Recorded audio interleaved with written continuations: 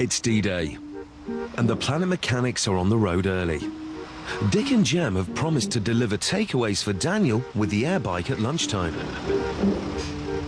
But first, they've got to get the bike past the eagle eyes of Peter Lambert and Alan Harry Harrison from the Vehicle and Operator Services Agency, known in the trade as VOSA.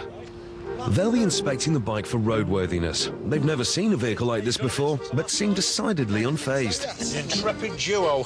Stick one of them in each and we'll get on with it. It's the moment of truth for Dick and Jem. If we do fail on anything, are we allowed to try and fix it? Yes, at the end. So it's on with the test. Have we got brake lights? Oh, yes, sir.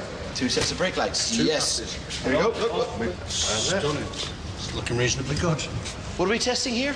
We're testing for when, if the machine comes in contact with a person, so this is replicating the lower part of a person. Okay. So then we have That various looks like one of your legs, Dick. I don't think it's supposed to be a leg, it's supposed to be a person. Oh, I see. Right, so this is coming up. This test replicates what might happen if the bike hit a pedestrian. There must be no sharp edges sticking out from the bike's frame. What do we think? Nice and round. It's properly front wheeling. Next, those all-important brakes. Perfect, that's a pass. How'd it score? Amazing. It's a fantastic start, but there's much more left to test. Your front tyre fails. It's got no speed loader approval markings on it. All your wiring fails. It's insecure, liable to chaff, could cause a fire. Your battery's insecure. That fails. Your accelerator return spring is only temporarily held in place. If that fails, you've got nowhere slowing down. That's a failure. And your joining link in the chain's the wrong way round. That's a failure as well. Dick and Jem realise there's not much that gets past Harry Harrison. Lunchtime is approaching fast, so Dick and Jem get to work sorting out the long list of adjustments needed to make their bike street legal. Things are looking good, but they're not there yet. Super. You've definitely been busy, haven't you? They've still got to make sure the bike is pollution-free. Right then, let's Come on, let's we test need our the wheel. bike. Don't clap.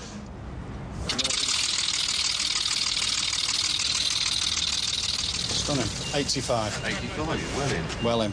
Fantastic. Yeah. So that's a pass. That's a pass. It's not part of And because the bike runs on fresh air, they're quietly confident it'll pass the emissions test. This would normally go up the exhaust pipe. Yeah, we haven't got one of those, mate. No. Harry waves the probe in the vague direction of the non-existent exhaust pipe.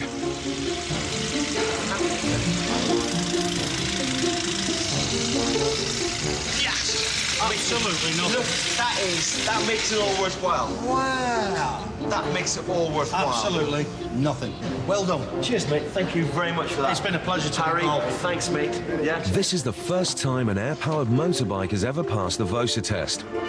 Perhaps in future, there'll be a brand new classification for air-powered vehicles in the UK's Department of Transport rulebook.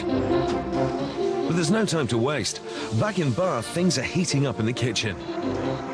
Dick and Jem will soon face their second test of the day. It may be street legal, but will their bike deliver the goods?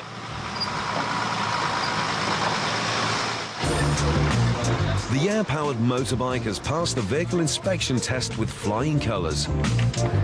Now it's time for Dick and Jem to proudly reveal their new thoroughbred delivery vehicle to the expectant new owners. There's a definite air of anticipation at Blackstone's. That's amazing. No pollution. Fantastic. How fast we go? Probably downhills, I reckon about 25. On the flat, it sort of hovers around 15 and 18. It goes faster than the traffic in Bath. If we get some sandwiches, brilliant, we can test it. You better find out where we're going. Let's go. I can stay around the bike. Collecting looks. Mr. B's bookshop first. Yeah, right, go for it. One of these sandwiches, and a salad and a soup. Take on, mate. First delivery. Good. Mr. B's bookshop on John Street. You remember? John Street's up around there. Absolutely, Yeah, yeah. that's the one. Good luck. They're hungry. They're hungry. Okay, I'm on the way.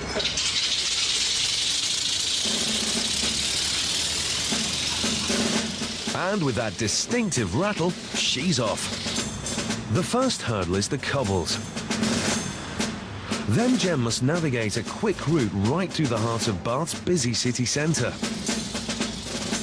The cobbles are putting the structural integrity of the bike to a severe test. But Jem's extra strong brackets seem to be holding the air canisters securely in place. And while the stationary vehicles belch out fumes, the manoeuvrability of the clean air bike makes nipping through the traffic a breeze. Jem coasts up to the bookshop. Hey. Hey, brilliant. Thanks very much. Complimentary Blackstone's delivery. Fabulous. Thanks very much. Cheers. See you soon. Bye-bye. Thank you. First drop completed successfully. The bike is clearly sturdy and powerful enough to handle short drops quickly. But can it be recharged rapidly enough to take on longer runs? Right, resupply the sandwiches, but before we do that, resupply the vehicle. You ready for the long one? Yeah. The next delivery is way more of a challenge. It's a 3-kilometre round trip, so the bike's air tanks must be filled to the max. Les has brought his mobile filling station down to Blackstone's. It's a temporary measure for this trial run. You're not going to have this on your pavement. No. All right? What's going to happen is you're going to have an electric compressor, green electricity, plus a bottle in your cellar. You keep that charged up. And then what we'll have coming to here, it's just like a pipe to connect. If it's all coming out the wall there, Yeah. and it goes. Yeah. Brilliant. It takes just moments to transfer air from the large storage tanks into the bike's air bottles.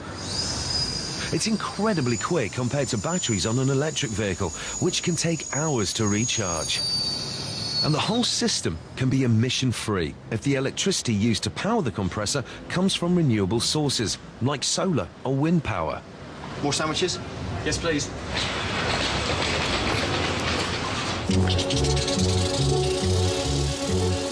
The next drop is over 1.5 kilometers away up some hills, a severe test of the bike's range and power. The 2 cylinders contain 18 litres of air compressed to 300 times atmospheric pressure. If that air was at normal atmospheric pressure, it would take up more space than an elephant. Although that sounds a lot, at full throttle, the air motor uses 7 litres per second. If Jem drives at full speed, the air would run out in just 13 minutes. So Jem can't get carried away. More acceleration means less air, so he sensibly sticks to a city centre cruising speed of 16 kilometers an hour. Uphill, he has to sacrifice speed because although the new big gearing cog gives him more torque, it doesn't spin so quickly. Nevertheless, he still gets to radio designs in under 10 minutes. Whose is the Blackstone's delivery?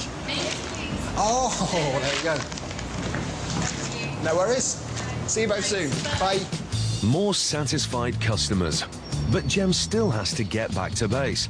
And now there's just half a tank of air left.